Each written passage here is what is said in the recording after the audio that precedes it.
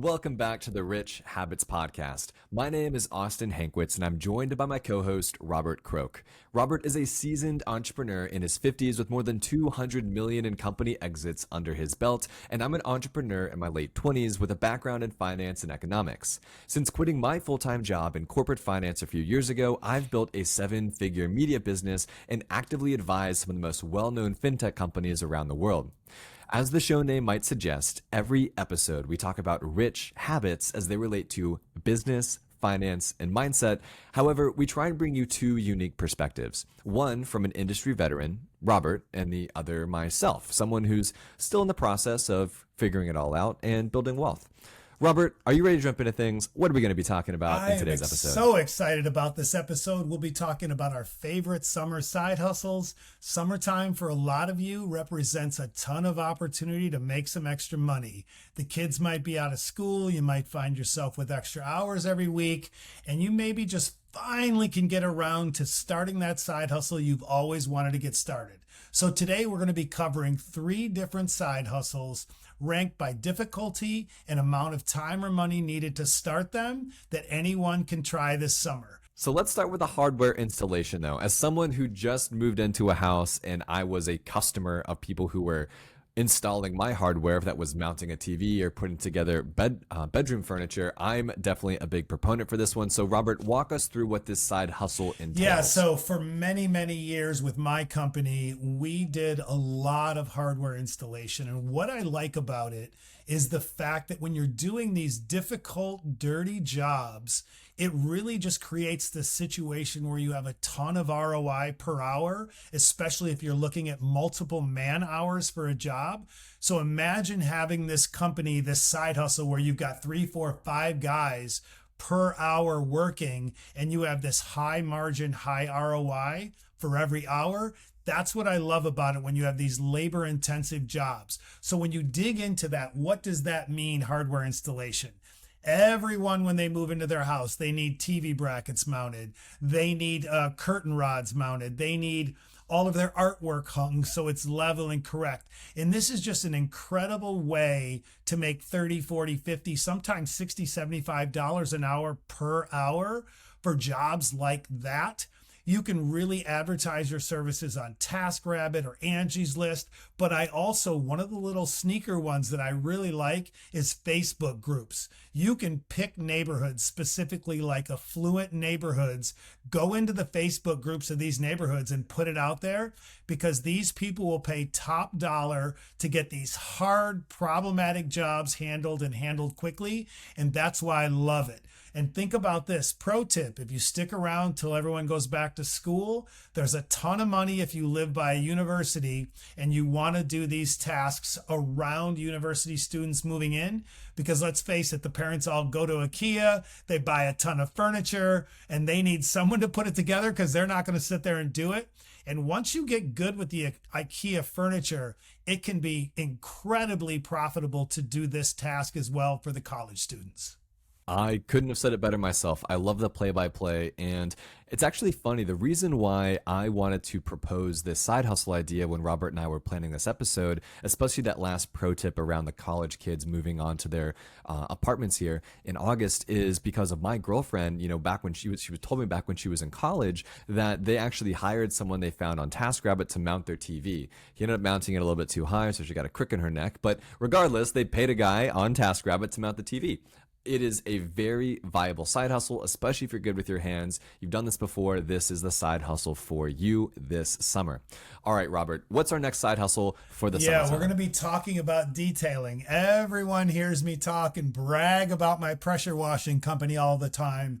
And it just really gets back to, again, these hard labor, dirty jobs that no one wants to do. Millennials, baby boomers, they do not want to touch the dirty jobs. They would rather pay to have it done. And so what I love about pressure washing or even remote auto detailing. Austin, I know you have a story about dirty car headlights, but I just love these kind of businesses for side hustles, or even your own primary business, is because the startup cost is low and the ROI per hour is so high. When my pressure washing company was at its max, and it wasn't a huge company, but we had 4 crews of 2 out every day, all day. So you're figuring 200, 150, 180 man hours a week for these guys, where I'm making $30, $45 an hour per guy for all of those man hours every week. It was a money printing machine without having to spend a ton of money on equipment. So that's why I love the dirty jobs that more and more people are getting away from, because of the high hourly ROI. I think that also kind of comes back to this idea of the equipment, right? We want to rank these into how much money you have to perhaps invest into buying the equipment or advertising your services. Now, with power washing, I think you can rent a power washer likely from Lowe's or Home Depot. So you can even do it on a job by job basis if you can't yet afford to purchase a power washer. I'm not exactly sure how much they are, but I'd imagine you can get a pretty decent one for a couple hundred to several Yep. $100s. But if you're also kind of on the, I want to start cleaning stuff, but not yet ready to invest that type of money, what I did in college, and I swear this is my favorite side hustle of all time, I was polishing dirty car headlights. You guys know exactly what I'm talking about. You've seen the cars that were, 2007, 2010, 2012, and their headlights are kind of hazy. They look yellow. There is a tool, or a kit rather, that you can buy on Amazon called the Sylvania Headlight Restoration Kit. It's like $20, $25, and you can do 2 cars with it. So 4 headlights total you can clean with this kit. And so what I was doing is I'd spend $20 or $25 purchasing the kit. I would then go to a mall. I'd go to parking lots. I'd even go to used car salesmen and say, hey, you're trying to sell this car here. Looks great. Best of luck to you. But I bet you'd sell it better if it had nice headlights. I'll clean the headlights for you for $60 right here. And I would make $300 on a Saturday by going to a used car lot and talking to these salesmen and convincing them to let me wash their car headlights. I mean, it was a great business. I made about $2,000 or $3,000 a summer doing it. Sure, my shoulders got a little sore, right? So did my biceps getting that done. But it was fun. It was a great way for me to get out in the sun. There's just so many different side hustles in this category we call like dirty work or manual labor. And that's why it bothers me when I have people in my live or in my DMs or in my comments on my TikToks where they say, oh, it's just so hard to make money right now, or I can't find a job. At the end of the day, you don't have to find a job. You could create a job. You just have to think about, especially if you live in an area where there's some affluent neighborhoods or business districts nearby, everyone needs something. You can literally create a job out of nothing. You can make a flyer or a business card on your computer on Canva for free, get them printed for a few dollars, maybe $10 or $15 at a local print shop, and you are up and running. Think about going into any neighborhood that has decent homes in it and say, hey, I'm going to be Austin's window cleaning service today. You go out, you spend $30 on some window cleaning supplies, you use their water, you could go on your bike and you start cleaning home windows. There are so many ways to make money, and that's why it really comes down to mindset and creativity, because everyone needs something. You just have to figure out what is the best ROI for you. That right there, ladies and gentlemen, is a clip we're going to be posting to our Instagram. That was a good one, Robert. I'm ready to run through a brick wall after that. I feel invigorated. Let's go. All right, let's hit up now our last summer side hustle idea of using artificial intelligence to help with labor. So here's what I mean by that, right? Using artificial intelligence to sell websites, ebooks, or other digital downloads around education. Now, here's the deal. For this one to work, you have to be sort of entrepreneurial already, right? You might have some creative ideas in store, or perhaps you want to just explore and learn and try new things. This isn't a very clear-cut way to make money. It's instead a way to inspire you to make money. Now, what I would do if I were you from step one is I would, one, learn all about the different tools out there that artificial intelligence provides as it relates to helping people build websites. There's always demand for website designers. There's always demand for people that know how to creatively express a product or service on a landing page. And I know it might sound intimidating, but this is a lot easier than you think, especially using AI. So there are artificial intelligence platforms and websites. One of them is called durable.co, durable.co, that literally all you have to do is type in the name of the company, which would be the client you're doing this for, and the type of business they run, and it creates a website for you from scratch, just all in one like that. Another one I really like is called gamma.app, GAMMA.app. It's a website that allows you to, instead of like typing in the name and what they do, you can literally type in on a text box, I want a website that explains why I think coyotes that are from this specific region that eat this type of food are the best and the coolest furry animals, or something just bizarre, and it'll do it perfectly, right? So it allows you to make these presentations, these documents, these web pages, everything using AI automatically, very quickly and very cheaply. Yeah, and those are two really good ones. One that I would add in there that is also pretty amazing is Midjourney. I don't know if you've used it yet, but Midjourney is amazing, guys, because you can literally enter text of what you want an image to look like. You can say, I want a cat in a bikini in a sushi shop, smoking a cigar, and seconds later you get it. And I just love Midjourney for all the stuff we do for all of our consumer brands. So take a look at Midjourney as well. I think it's an awesome platform. I love it. Well, with that being said, I think we should probably introduce our listeners now to this episode's advertiser. Yes, this episode of the Rich Habits Podcast is brought to you by Neos Investments. Neos offers ETFs that aim to offer monthly income while providing core portfolio exposure across equities, fixed income, and cash alternatives like T-bills. And you guys know that we both like T-bills. Their ETFs may be particularly interesting for folks looking to generate passive income inside of their investment portfolios. They even offer an ETF that provides exposure to the S&P 500 index while aiming to offer high monthly income beyond what investors would receive from plain exposure to the index. Their funds may serve as a compelling, income-focused alternative or complement to many of the investments already in many investor portfolios. If you're looking to add passive, income-focused ETFs to your portfolio, consider learning more about Neos's ETFs at neosfunds.com. And as with all investments, investors should carefully consider their investment objectives, risks, charges, and expenses of Neos exchange-traded funds before investing. To obtain a prospectus containing this and other important information, please visit neosfunds.com. Please read the prospectus carefully before you invest. Neos ETFs are distributed by Foreside Fund Services, LLC. An investment in Neos ETFs involves risks, including possible loss of principal. The equity securities purchased by the funds may involve large price swings and potential for loss. A fund's income may decline when yields fall.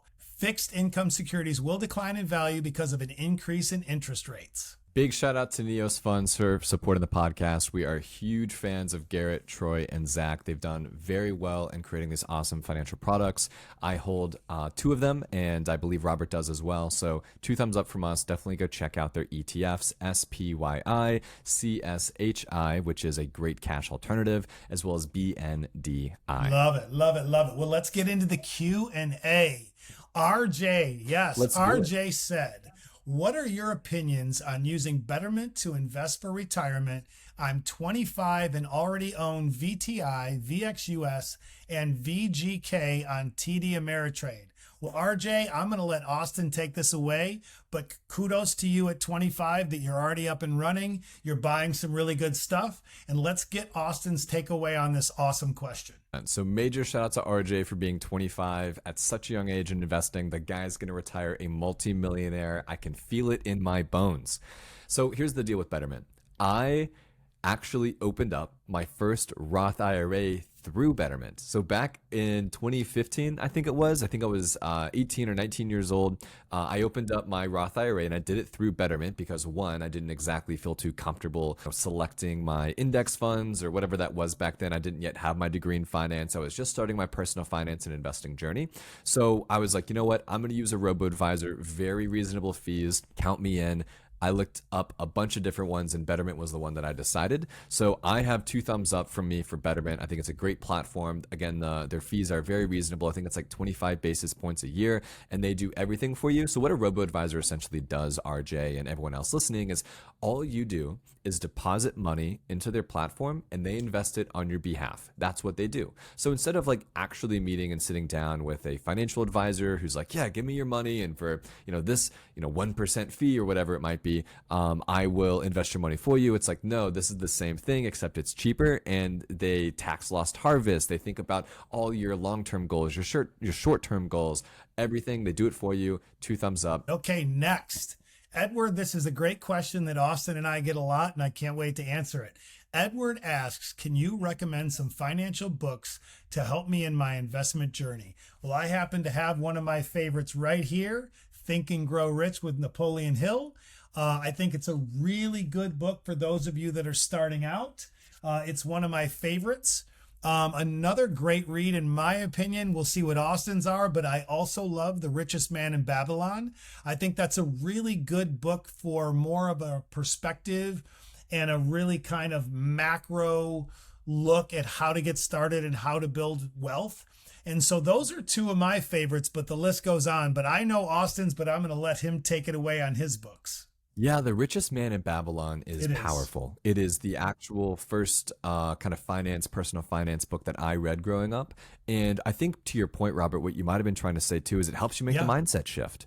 It helps you really sit down and say, wait, I now can do this. I can do these specific steps, and I can begin building wealth by doing them in a very clear way that goes back into history. Use some great examples. Two thumbs up for me there. So two books that I really like. I don't know if you can see them, but there's a red book right behind me right there. And that is called The Little Book of Common Sense Investing by John C. Bogle. He's the fella that created Vanguard. We all know who Vanguard is. I'm sure you have a Vanguard account or invested into some Vanguard ETFs. So that's that guy. And then I also, now if you're a little bit nerdier like I am, and you like the analysis, you like the deep dives, I like the book 100 Baggers by Christopher Mayer. Now, this book is powerful because what it does is it researches all of the stocks in modern history that have 100x'd over the last 40 or 50 years in value. And what it does is it pulls together some similarities, some different characteristics, and finds the reasons why these companies have done so well, and begins to help you understand whenever you're beginning to choose your now single stock investments and ideas that you want to be kind of rolling the dice on, something we talked about in our last episode during a recession, right? You can now understand what might be a good idea to invest in as it relates to history and what is proven to do well. So again, that's called 100 Baggers by Christopher Mayer. I'm a big fan of it. I'm going to add one more in. And this one is, I wouldn't say for the nerdier, but I would say this is a more advanced book for those of you that are really building businesses. And that would be 0 to 1 by Peter Thiel. I think it's a great book. It has some more advanced strategies. I think he has one of the greatest financial and business minds in modern society, and I'm a big fan, so check that one out. So we're going to get to our last question from one of the followers that is amazing in my lives, Janelle D. She asks, I have 90K in my 401k, but I'm also investing into VOO on my own. I'm 40 years old and want to know what else I should be investing this money into. Where should I diversify? Austin, I'm going to let you knock this out of the park, and then I'll rally around it with some of my thoughts. So if it were me, absolutely, you're rocking and rolling with your VOO, right? Just so we're on the same page, that's the S&P 500. That is Vanguard's S&P 500 index ETF. Very low expense ratio. With that being said, however, if you want to begin diversifying your investments, here are a couple other ETFs that I really like that should also be inside of this portfolio. One is called VGT. That's Vanguard's technology ETF. Think Apple, think NVIDIA, right? Robert loves NVIDIA. Think Amazon, think Salesforce, think Google, right? These big tech companies, that is VGT. Another good one is QQQ, right? The NASDAQ 100. This is another index that has done very well over a long period of time. And if you really want to round things out, in my opinion, can't forget about VTI, which is the total stock market. I think it's got 5,000 or 6,000 companies in that index. And it's just a good way to diversify your money into that. And Robert, I'd love to hear your thoughts here on the other ideas, perhaps, before I even hit her with my pro tip. I just really love diversity. I see so many people when we go through these recessions like 2008, 2009, the current recession that we're going into and potentially could be very disastrous, where they're just not diversified. I hear some of the gurus, some of the fake gurus, some of the biggest financial minds where they're like, you have to go all in on one thing. I think it's a terrible strategy. At the end of the day, I think you have to have diversification in your financial portfolios, because if that one sector that you're all in on goes bad, then you're starting over. And a lot of people get wiped out during these economic uncertainties. And so for me, it's all about diversification. So when I think about Janelle D, I think she should have exposure to crypto. There's a lot of great opportunities in crypto right now with the ISO 22 coins and the migration away from the Swift 22 or from the Swift payment system to the ISO 22 payment system. So I think those coins are going to do well. Obviously, I love Bitcoin still, Ethereum, Polygon, some of those. But also, people should be looking at other strategies, having the treasury bills right now during these high interest times and high inflationary times, because right now a treasury bill is paying over 5% guaranteed, and you don't pay to any state or local income tax on your gains. So I think a treasury bill is a great strategy for diversification. But also you can be looking at precious metals. You can be looking at fine art. You know, Austin and I have been working with Freeport. It's an awesome platform. So you can do that as well. So I just really like making sure anyone that listens to me is diversified, because so many people think, well, I have a 401k, I can set it and forget it. And that's just not a good investment strategy to build wealth.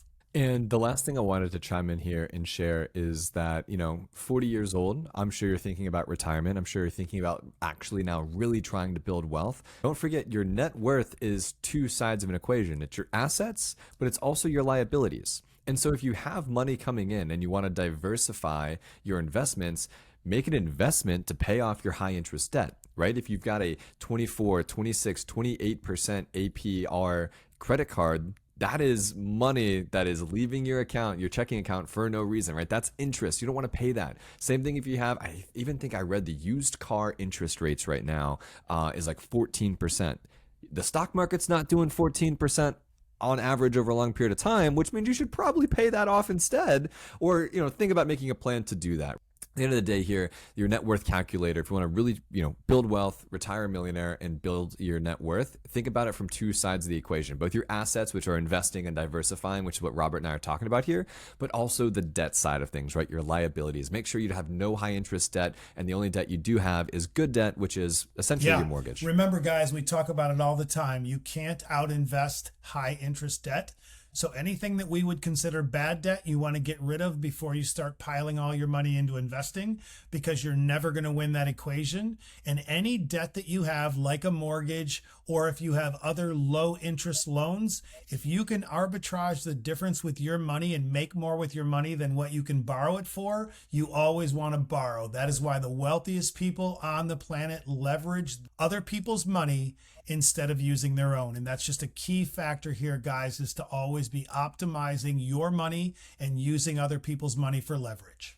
And with that being said, Robert, we've got some crazy exciting news to share with our listeners. Because of you all, right, the 8,500 of you that come back every single week to listen to our episodes, we are now number 17 on Spotify's top business podcasts on their platform. We are a top 20 business podcast on Spotify because of you. You guys, everyone, you all rallied around us now for 14 episodes. Listen in. You shot us the DMs and the questions on Instagram. You shared it with your friends. You left us the awesome reviews. And because of you all, we are now a top 20 podcast on Spotify. So from the bottom of my heart, and I'm sure Robert feels the same way, we're super grateful, and we can't wait to take this podcast to top 10, top 5, and I'm maybe number 1. Who knows? Wow, that would be that gives me goosebumps. Yes, I'm very appreciative. I literally almost jumped out of my seat. I thought we got bumped out of the top 50 today when I looked it up, because I started at like 25 and went down and I didn't see it. So I scrolled to the top and saw we were 17, and I almost leapt out of the chair. So thank you guys so much. And just a quick reminder, be sure to share this podcast with anyone you think needs to learn about business, finance, and mindset. Listen to this on your commute. Share it with your friends. Share it with your family. Do whatever you can to share the good word of personal finance and investing. And be sure to leave a 5-star review. You know what your parents always said, if you don't have anything nice to say, don't say it at all. So don't leave us any 1 stars. We don't want that. 5-star reviews, and we'll see you next Monday. Thanks, everyone. Have a great holiday weekend, and we'll talk very soon. Have a great day.